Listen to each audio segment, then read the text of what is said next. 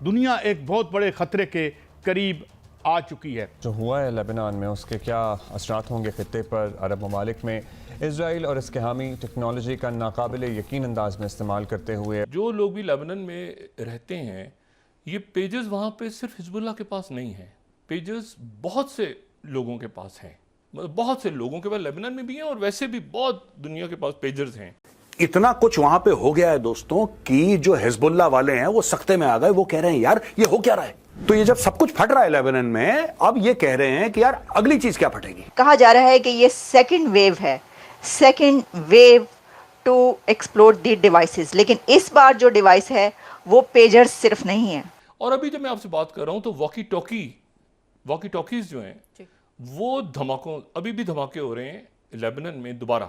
यहूदियों का सबसे बड़ा जो वेपन है वो एजुकेशन है। क्या ऑपरेशन होने वाला है ये इजराइल ने नहीं बताया, कब होगा ये नहीं बताया, कहां होगा ये भी नहीं बताया, बस ये बोला कि साहब कुछ होने वाला है। This morning we are keeping track of 3 developing stories you could hear more about today. Yeah, starting off the second day of exploding electronic devices in the Middle East. One day after pagers had exploded in Lebanon, it was walkie-talkies on Wednesday. आपको पता है कि pagers जो है वो Hezbollah जो है वो इस्तेमाल करती थी। हिजबुल्लाह इरानियंस और बाकी बहुत सारे मुस्लिम वर्ल्ड एक इस्लामिक रेजिस्टेंस फोर्स के नाम से याद करते हैं और वेस्टर्न वर्ल्ड उसको एक दहशतगर्द जमात के तौर पे याद करती है जो लेबनान के अंदर मौजूद है और ईरान इसको सपोर्ट करता है। तुमने रिमोट कंट्रोल से तुम कार्टून देख रहे हो, तुमने बोला खबर सुनो, बटन दबाया, रिमोट कंट्रोल हाथ में फट गया।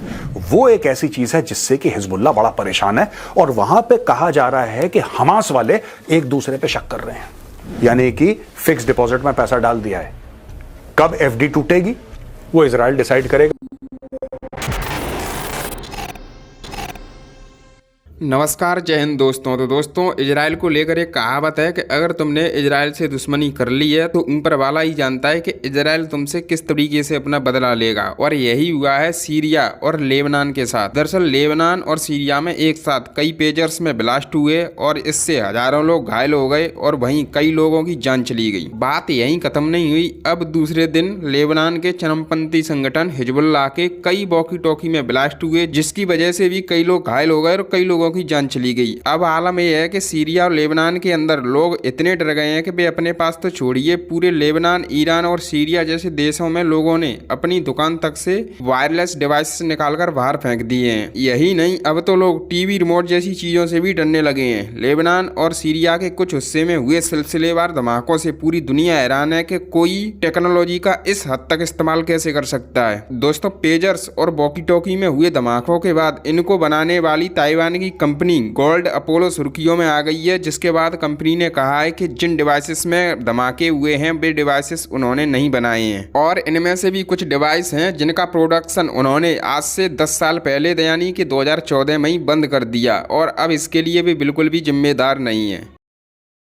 अब हुआ ये है कि हिजबुल्लाह जो जिसे कहते हैं ना, जो पेजर्स जो थे वो इस्तेमाल किए जाते थे, हिजबुल्लाह के लोग इस्तेमाल करते थे और वो कल एक बड़ी तादाद में फटने शुरू हो गए। बल्कि वो नई डिवाइसेस, हैंड हेल्ड जो कम्युनिकेशन डिवाइसेस थी वो भी आज जो है वो बैरूत के अंदर जो है वो फटनी शुरू होगी, जिसकी वजह से काफ़ी ज़्यादा जो है वो एक शोर मच गया है।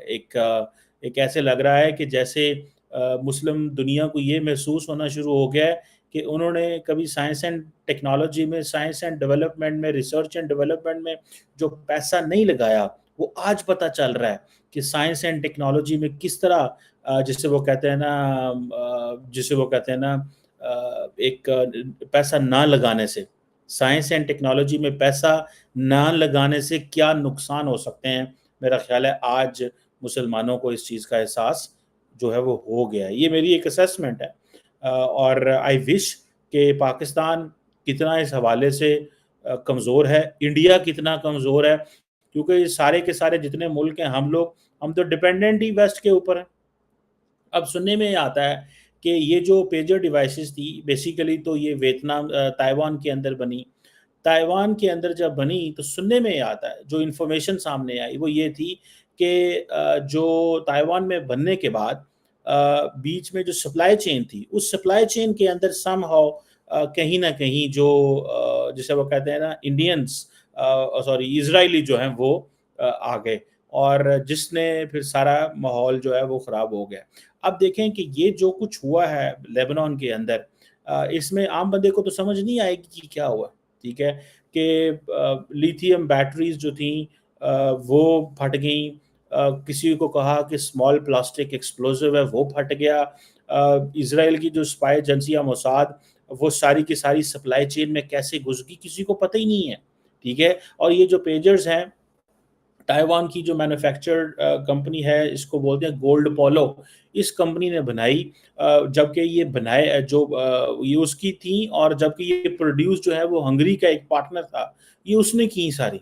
अब मुझे ये बताएं कि अगर ताइवान एंड हंगरी से बनी हुई चीज़ों के अंदर इजराइल घुस गया, ताइवान और हंगरी की बनी हुई चीज़ों के अंदर इजराइल घुस गया है, तो मुझे बताएं कि एवरीथिंग, तो हर चीज़ तो कंप्रोमाइज हो गई और एक्सपोज हो गई, हर चीज़ एक्सपोज हो गई। मैं आपको मजे की बात बताऊं, हर चीज़ एक्सपोज हो गई। और ये जो एक चीज़ तो समझ आ गई कि मुसलमानों को कोई शौक़ नहीं है जो साइंस एंड डेवलपमेंट में, टेक्नोलॉजी में, और हर चीज़ पैसे दो मंगवा लो, पैसे दो और मंगवा लो।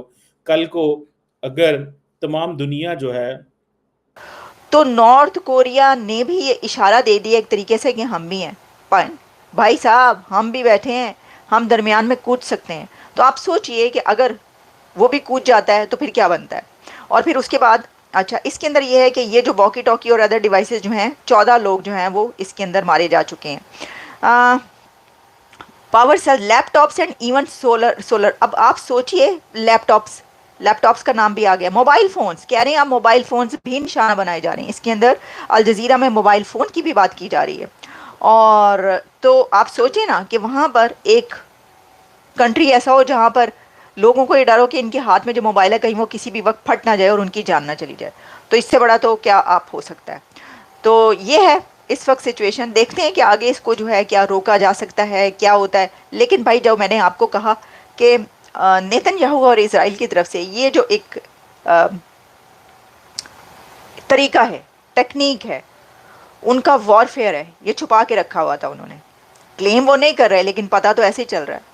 यही नज़र आ रहा है कि उनकी तरफ से ऐसा किया जा रहा है। और फिर उसी दिन, यानी आज के दिन, उन्होंने एक नया फेज़, न्यू फेज़ का क्या मतलब है, इनडायरेक्टली उन्होंने ये कहा है, डायरेक्टली नहीं कहा, क्योंकि डायरेक्ट कहेंगे तो फिर सब कहेंगे वो कह रहे हैं भाई हमें क्या कह रहे हो, क्योंकि पता तो नहीं चल रहा ना इससे।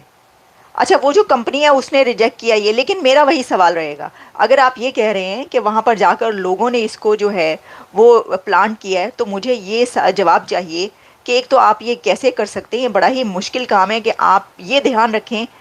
फिर तो वो तमाम कंपनीज मिली होनी चाहिए आपके साथ कि वो कहें कि भाई ये जिसमें नस्ब किया गया ना, ये लबनान में ही पहुंचना चाहिए, क्योंकि वो लोग, ऐसा तो नहीं है ना कि वो सामान जहाँ जहाँ से होकर जाता है उसकी तरसील में साथ रहते हों, ऐसा मुमकिन नहीं है। फिर उसके अंदर ये भी कि अब तो लैपटॉप्स तक, सोलर पैनल तक उसका बनाया जा रहा है, उसको निशाना बनाया जा रहा है। तो ये कैसे हो सकता है कि इसमें भी जो है वो लोगों ने जाके हर चीज़ में वो किया हो। ऐसा नहीं, मेरा ख्याल है इतनी बड़ी तादाद में कोई हज़ारों उन्होंने लोग इसराइल ने इस काम के लिए नहीं रखे।